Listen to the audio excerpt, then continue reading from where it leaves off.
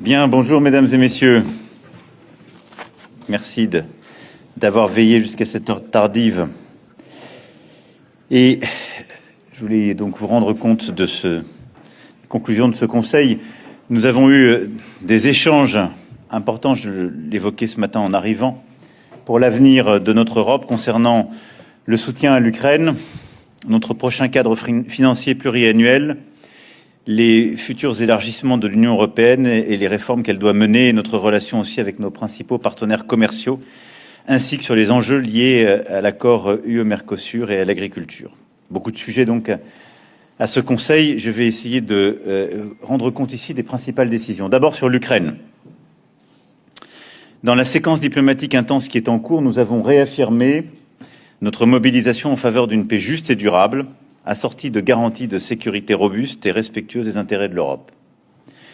Et je veux ici saluer la décision qui a été prise la semaine dernière pour sécuriser, dans la durée, l'immobilisation des avoirs souverains russes gelés dans les juridictions de l'Union européenne.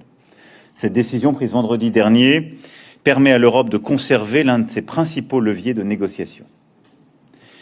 L'enjeu de ce Conseil européen était de donner de la visibilité à l'Ukraine, nous l'avons évoqué ce matin avec le président Zelensky, sur le soutien financier que l'Union peut lui apporter à court terme pour 2026 et 2027, et avant des discussions importantes avec le Fonds monétaire international. Nous avons, après de longues discussions, décidé d'un prêt à l'Ukraine à hauteur de 90 milliards d'euros pour les 2 prochaines années, sur la base d'un emprunt de l'Union européenne qui sera garanti par le budget européen. Ces eurobonds pour l'Ukraine sont une avancée majeure qui donne de la visibilité à nos amis ukrainiens et de la cohérence à notre soutien. Cette solution est apparue la plus réaliste et la plus praticable pour garantir que l'Ukraine dispose dès 2026 des moyens dont elle a besoin pour financer son effort de guerre. Nous avons veillé à introduire une préférence européenne robuste pour notre industrie de défense et pour celle de l'Ukraine. En parallèle, le Conseil a été invité à poursuivre les travaux techniques sur l'option d'un prêt de réparation qui serait financé par les revenus de trésorerie des avoirs souverains russes gelés. Et je veux ici remercier la Commission européenne, la Belgique, l'Allemagne en particulier pour leur travail sur cette option technique qui va donc être poursuivie dans les semaines à venir. Par ailleurs, nous avons réaffirmé notre détermination à continuer de faire pression sur la Russie à travers l'intensification des sanctions.